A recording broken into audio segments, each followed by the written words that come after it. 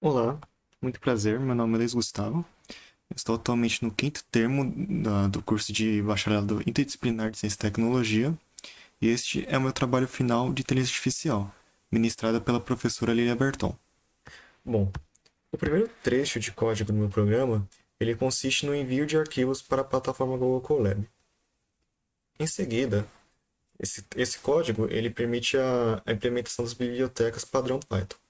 A biblioteca Pandas será utilizada para manipulação de arquivos. A biblioteca NumPy vai permitir a manipulação de operações algébricas. E as duas bibliotecas Matplotlib e Seaborn serão utilizadas para as plotagens de gráficos. Por fim, a biblioteca Warnings ela vai ser responsável por filtrar os avisos na hora da plotagem de gráficos. Em seguida, nós vamos carregar o dataset YNet Quality Red para o nosso DataFrame Pandas. Aqui embaixo será feita a análise estatística e descrição dos nossos dados. Esse código aqui ele vai imprimir o tamanho do nosso conjunto de dados e, utilizando esse código aqui, nós temos todas as informações a respeito das colunas e os tipos de dados que estão inseridos nelas. Como é possível observar, o nosso dataset ele possui 1599 linhas e 12 colunas. Aqui embaixo, esses códigos são relativamente simples, eles nos dizem a contagem de valores das nossas variáveis no dataset e o nome de todas as colunas. O código aqui embaixo, ele retorna as 5 primeiras linhas do nosso dataset e esse código ele vai fazer a contagem de todos os tipos de qualidade de vinho que nós temos. O trecho de código abaixo, ele nos diz respeito a nossos dados estatísticos, nossas tabelas.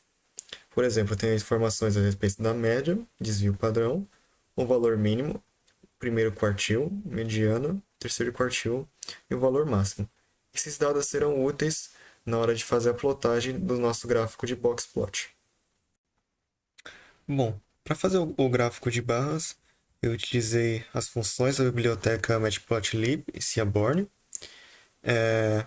Esse trecho de código, ele vai criar a nossa figura e essa função ela vai determinar os tamanhos dos eixos da nossa figura, no nosso gráfico. E essa função aqui, ela vai criar um gráfico de barras de acordo com a número de ocorrências da nossa classe. Por fim, esses códigos aqui, eles serão os parâmetros para determinar o título do nosso gráfico. Vai ser o título do eixo Y, o título do eixo X. E aqui vai modificar os parâmetros dos eixos X e Y. Por fim, essa função aqui ela vai mostrar o nosso gráfico na tela. Executando a função abaixo, ele nos dará esse gráfico de barras da classe qualidade. E perceba que nós temos uma distribuição muito desigual aqui dos dados, a começar com os dados do tipo 5 e 6 da qualidade. Nós temos a ocorrência superior a de 600 para os ambos dados, enquanto para os dados do tipo 3 e 4, 7 e 8, o número de ocorrências é bem menor. Agora aqui embaixo nós temos o código para a criação do nosso gráfico de boxplot. Nesse caso, eu criei um loop para facilitar a criação dos nossos gráficos. Eu poderia escrever tudo num código aqui só, mas ficaria muito extenso. Então, eu criei um boxplot em relação dos atributos em relação à nossa classe e qualidade. Executando o código aqui abaixo, nós temos a geração do nosso gráfico de boxplot. E como eu havia dito anteriormente, esse boxplot é em relação aos atributos para a nossa classe de qualidade do vinho.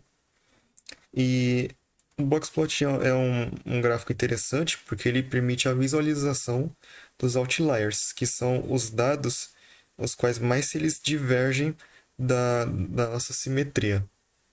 Por exemplo, o gráfico de ácido cítrico, você pode ver que os nossos dados eles estão muito bem distribuídos.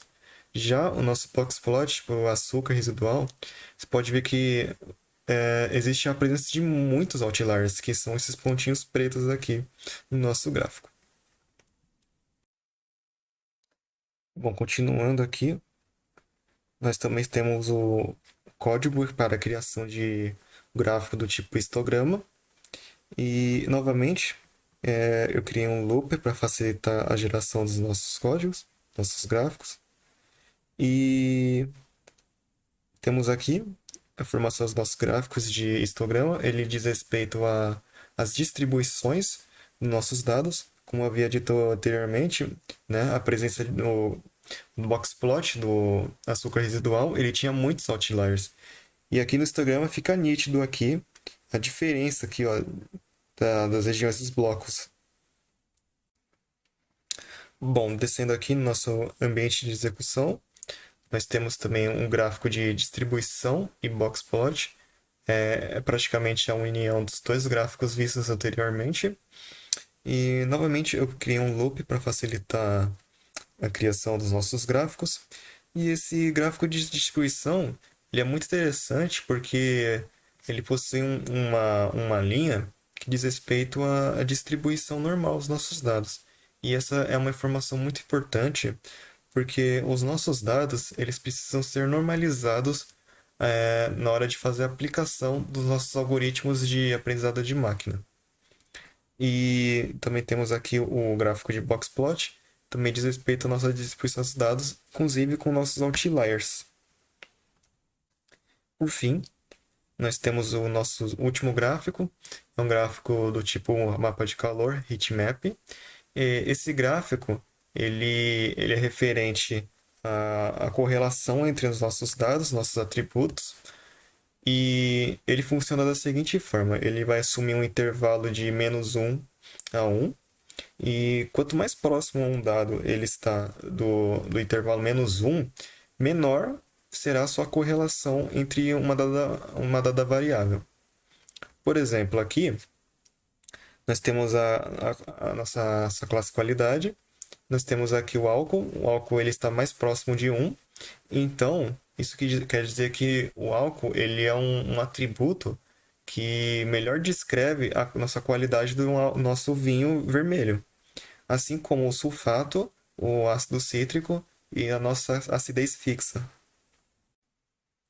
Bom, agora nós daremos início à parte de pré-processamento dos nossos dados, onde será feita a definição dos atributos de classe, a separação do conjunto de dados para treinamento e testagem e a normalização dos nossos dados.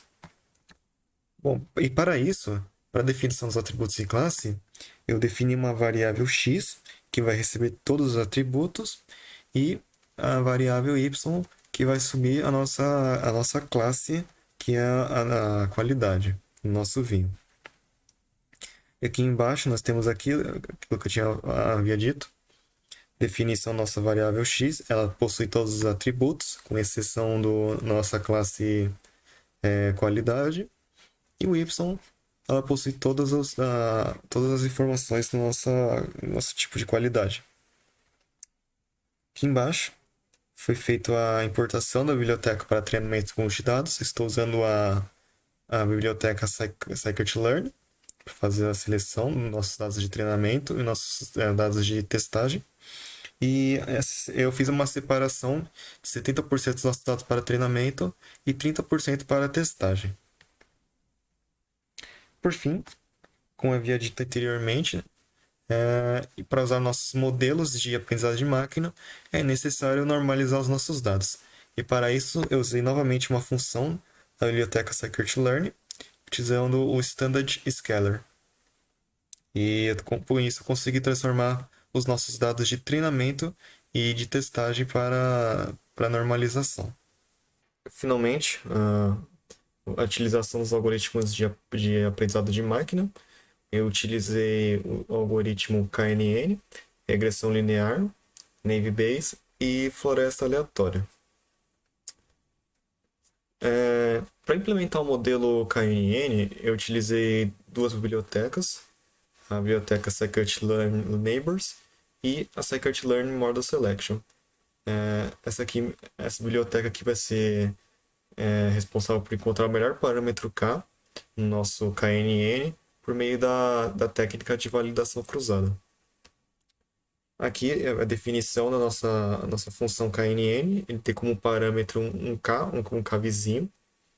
Ele será colocado aqui no número de vizinhanças e o peso ele vai ser relativo à métrica que será utilizada para estimar a nossa classe. Nesse caso, vai ser a distância euclidiana.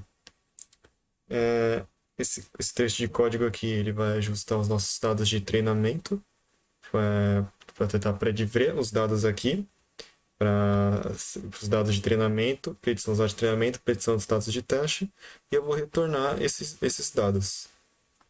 E aqui embaixo, como eu havia dito anteriormente, é uma função que vai encontrar o melhor parâmetro K por meio da avaliação cruzada. Então aqui eu fiz a escolha do nosso modelo. Eu criei uma lista que varia entre 1 e 50k vizinhos, utilizando uma métrica uniforme e nossa distância euclidiana.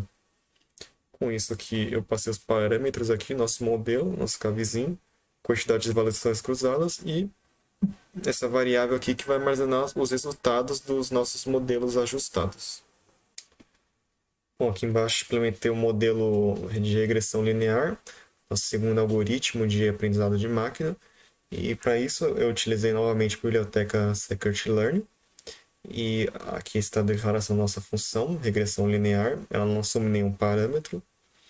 E aqui ele vai pegar o nosso modelo, vai ser um modelo linear mesmo. E aqui vai ser feito no ajuste dos nossos dados de treinamento. E esse trecho de código ele vai fazer a predição dos nossos dados de treinamento e os nossos dados de testagem, retornando assim esses dois dados.